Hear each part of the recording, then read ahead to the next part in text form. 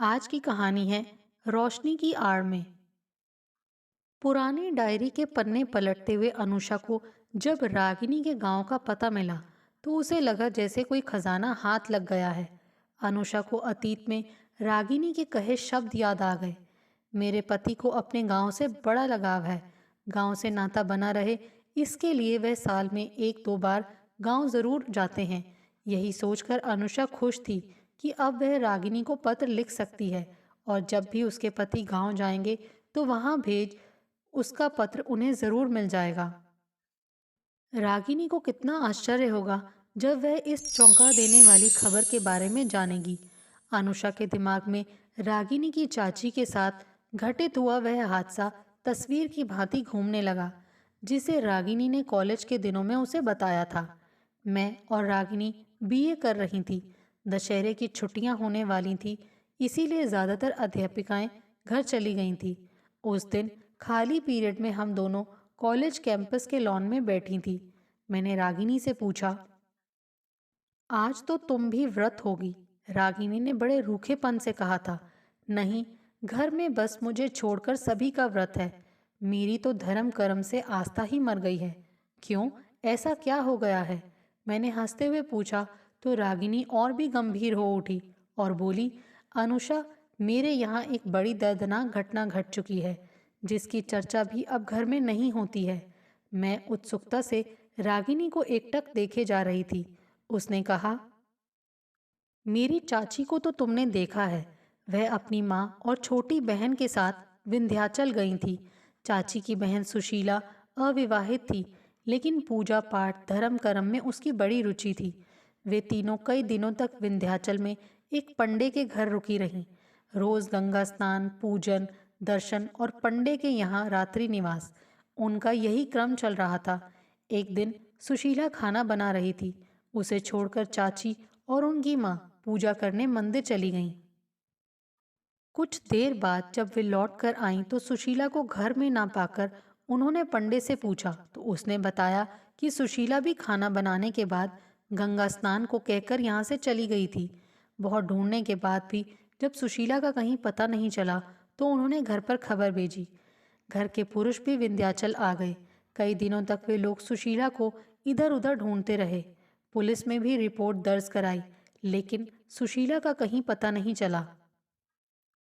चाची की माँ का रो रो कर बुरा हाल हो गया था। वह पागलों की तरह हर किसी से सुशीला के बारे में ही पूछती रहती। ये पीड़ा वो अधिक दिनों तक नहीं झेल सकी और कुछ ही महीने बाद उनकी मौत हो गई। बेटी के गायब होने से चाची के पिता तो पहले ही टूट चुके थे। पत्नी के मरने के बाद तो एकदम बेसहारा ही हो गए। बीमारी की हालत में मेरे चाचा जी उन्हें गांव से यहाँ ले आए। कुछ दिन इलाज चला, लेकिन अंत में वह भी चल बसे। उसके बाद तो सुशीला मामले का अंत सा हो गया। अब उस घटना की एकमात्र गवाह मेरी चाची ही बची हैं, जो सीने में सब कुछ दफन किए बैठी हैं। उनकी हंसी जैसे किसी ने छीन ली हो, इसीलिए मुझ पर हमेशा पाबंदियां लगाए रहती हैं। इतने समय जाना है, इतने समय तक आना है, तरह तरह की चेतावनी मुझे देती रहती हैं। मुझे चाची पर बड़ा गुस्सा आता था। उनकी टोका टाकी से परेशान होकर मैंने एक दिन चाची को बुरी तरह झिड़क दिया था। तभी चाची ने मुझे ये घटना रो रो कर बताई थी। अनुषा, उसी दिन से मेरा मन धर्म कर्म, पूजा पाठ, व्रत उपवास से बुरी तरह उचट गया। उक्त घटना ने मेरे मन में कई सवाल खड़े कर दिए हैं। मेरी निसंतान चाची जिस संतान की कामना से गई थी, उनकी वह इच्छा आज तक पूरी नहीं हो सकी। चाची की माँ कुंवारी बेटी सुशीला को अच्छा घर वर पाने की जिस कामना के लिए विंध्याचल गई थी, वह पूरी होनी तो दूर, सुशीला बेचारी तो दुनिया से ही ओझल हो गई। अब तुम ही बताओ अनुषा, मैं क्या उत्तर दूं अपने मन को? रागिनी की बातें सुनकर वास्तव में मैं निरुत्तर और ठगी सी रह गई। रागिनी ने मुझे कसम दी थी कि इस घटना की चर्चा मैं कभी किसी दूसरे से ना करूं, क्योंकि उसके परिवार की इज्जत मर्यादा का सवाल था। बीए के बाद रागिनी की शादी हो गई। उसकी ससुराल झांसी के एक गांव में है। शादी के बाद भी हमारा संपर्क बना रहा। उसने अपने गांव का पता मेरी डायरी में यह कहकर लिख दिया था कि मेरे पति को गांव से बहुत लगाव है। वहाँ उनका आना जाना लगा ही रहता है। कुछ दिनों बाद मेरी भी शादी हो गई। मैं जब भी मायके जाती तो रागिनी का समाचार मिल जाता था। लेकिन बाद में रागिनी के पिता स्कूल से रिटायर होने के बाद अपने पुश्तैनी घर इटावा चले गए और उसके बाद हमारा संपर्क टूट गया। मैं अपने छोटे बेटे का मुंडन कराने विंध्याचल गई थी। मुझे क्या पता था कि सुशीला की जीवन कथा में अभी एक और नया अध्याय जुड़ने वाला है, जिसका सूत्रपात मेरे ही हाथों होगा। तभी से मेरे मन में अजीब सी खलबली मची हुई है। जी करता है किसी तरह रागिनी मिल जाए तो मन का बोझ हल्का कर लूं।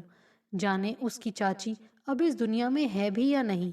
अचानक पति की इस आवाज से मेरी तंद्रा भंग हुई। मैं 5 मिनट से खड़ा तुम्हें देख रहा हूँ और तुम इन पुरानी किताबों और डायरी में न जाने क्या तलाश रही हो। मेरा ऑफिस से आने तक का तुम्हें पता नहीं चल सका। अनुषा, यही हाल रहा तो एक दिन तुम मुझे भी भूल जाओगी। अब उस घटना के पीछे क्यों पड़ी हो जिसका पट्टाक्षेप हो चुका है? नहीं सुधीर, रागिनी को सब कुछ बताए बगैर मुझे चैन नहीं मिलेगा। आज उसका पता मुझे मिल गया है। परिस्थितियों ने तुम्हें उस घटना का राजदार तो बना ही दिया है सुधीर। अच्छा खासा किरदार तुमने भी तो निभाया है। रागिनी को सब कुछ जानकर कितना आश्चर्य होगा। कैसा लगेगा उसे जब दुखों की पीड़ा और खुशियों की हिलोरें उसके मन में एक साथ तरंगित हो उठेंगी। हो सकता है उसकी चाची भी अभी तक जीवित हों और सब कुछ जानने के बाद और कुछ नहीं तो उनके मन को एक शांति तो मिलेगी ही। सुधीर बोले, मैडम, अब जरा आप इन झंझावातों से बाहर निकलें और चलकर चाय नाश्ते की व्यवस्था करें। ठीक है, मैं नाश्ता बनाती हूँ। आप दोनों बच्चों को बाहर से बुला लें। मम्मी, मेरा होमवर्क अभी पूरा नहीं हुआ है, प्लीज़ करा दो ना। बड़े भोलेपन से पिंकू ने अनुषा से कहा। बेटे, आप लोग आज सारे काम खुद ब खुद करो। तुम्हारी मम्मी अपनी पुरानी सहेली को पत्र लिखने जा रही हैं, जो शायद सुबह तक ही पूरा हो पाएगा। क्यों अनुषा, सही कह रहा हूं ना? बेशक आप सच कह रहे हैं। रागिनी को पत्र लिखे बिना मेरा मन न तो किसी काम में लगेगा, ना ही चित्त स्थिर हो सकेगा। संजीदगी भरे पत्र के लिए रात का शांतिपूर्ण माहौल ही अच्छा होता है। अनुषा विचारों में खोई हुई पेन और पैड लेकर रागिनी को पत्र लिखने बैठ गई। स्नेहमयी रागिनी, मधुर स्मृति, इतने लंबे अरसे बाद मेरा पत्र पाकर तुम अचंभित तो होगी ही, साथ ही रोमांचित भी।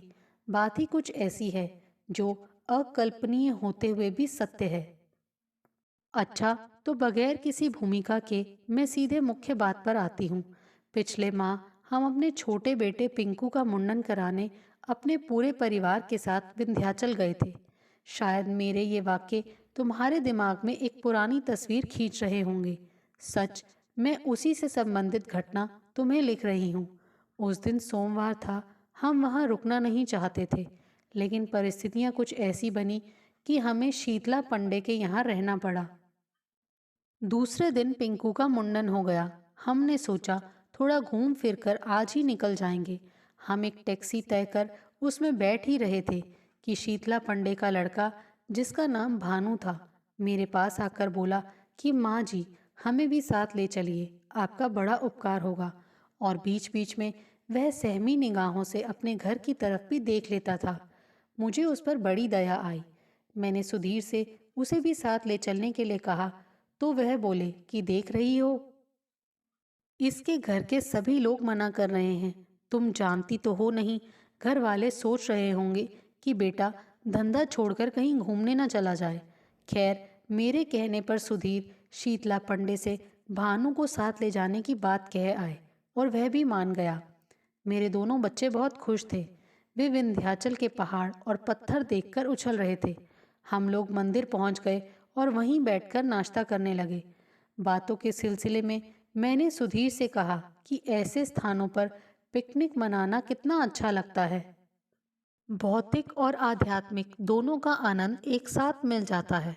भानु, तुम भी खाओ, कहकर मैंने पहला कौर मुंह में उतारा ही था कि वह जोर जोर से रो पड़ा। अचानक उसका रोना देख हम परेशान हो गए। लेकिन रागिनी, भानु की कहानी तो हर पल रुलाने वाली थी। भानु रोते हुए कहे जा रहा था कि माँ जी, बाबूजी, मुझे इस नरक से निकाल लीजिए। शीतला मेरा बाप नहीं, मेरा काल है जो मुझे खा जाएगा। मैं मरना नहीं चाहता। मुझे अपने साथ ले चलिए माँ जी। भानु की आंखों में समंदर उमड़ रहा था। उसने धीमे स्वर में अपनी जो कहानी सुनाई, वह तुम्हारे द्वारा बताई कहानी ही थी। भानु तुम्हारी चाची की छोटी बहन सुशीला का बेटा है। मैंने भानु को चुप कराया और आगे की बात जल्दी पूरे करने को कहा, क्योंकि उसको टैक्सी ड्राइवर का खौफ भयभीत किए जा रहा था। मैंने सुधीर के कान में ये समस्या बताई तो सुधीर जाकर ड्राइवर से बातें करते हुए उसे कुछ आगे ले गए। भानु अब थोड़ा आश्वस्त होकर आंसू पोंछता हुआ कहने लगा कि मेरी माँ ने मरने से पहले मुझे अपनी कहानी सुनाई थी, जो इस प्रकार है। उस दिन जब मेरी अम्मा और दीदी मंदिर चली गईं, तो शीतला मेरे पास आकर बैठ गया और कहने लगा कि सुशीला क्या बनाया है आज, जरा मुझे भी खिलाओ। मैं थाली में खाना लगाने लगी तो शीतला बोला कि तू तो बड़ी भोली है। सुशीला, मैं तो ऐसे ही कह रहा था। अच्छा खाना तो बना ही चुकी है, चल तुझे आज घुमा लाऊं। अभी अम्मा और दीदी आ जाएं तो साथ ही चलेंगे सब लोग। मैं अपनी बात कह ही रही थी, तभी शीतला ने मुझे पकड़कर कुछ सूंघा दिया था। मुझे सुस्ती छाने लगी। जब मुझे होश आया तो मैंने खुद को एक बड़े से पुराने मकान में कैद पाया। वहाँ शीतला के साथ कुछ लोग और थे, जिनकी आवाज़ें ही मुझे सुनाई पड़ती थीं। मेरा कमरा अलग था, जिसमें शीतला के सिवा और कोई नहीं आता था। भानु अपनी माँ की कही कहानी को विस्तार से सुना रहा था। एक दिन मैं वहां से भागने का रास्ता तलाश रही थी कि शीतला भांप गया। फिर तो उसका रौद्र रूप देखकर मैं कांप गई। मुझे कई तरह से प्रताड़ित करने के बाद वह बोला कि आगे से ऐसी हरकत की तो ऐसी दुर्गति बनाऊंगा कि तुझे खुद से भी नफरत हो जाएगी। अब मेरे सामने कोई रास्ता नहीं था। मैंने इसे ही अपनी तकदीर मान लिया और होंठ सीकर चुप रह गई। एक दिन मेरे कहने पर शीतला ने मेरी मांग में सिंदूर भरकर मुझे पत्नी का चोला जरूर पहना दिया। साल भर के अंदर ही तेरा जन्म हुआ। शीतला ने बड़ा जश्न मनाया।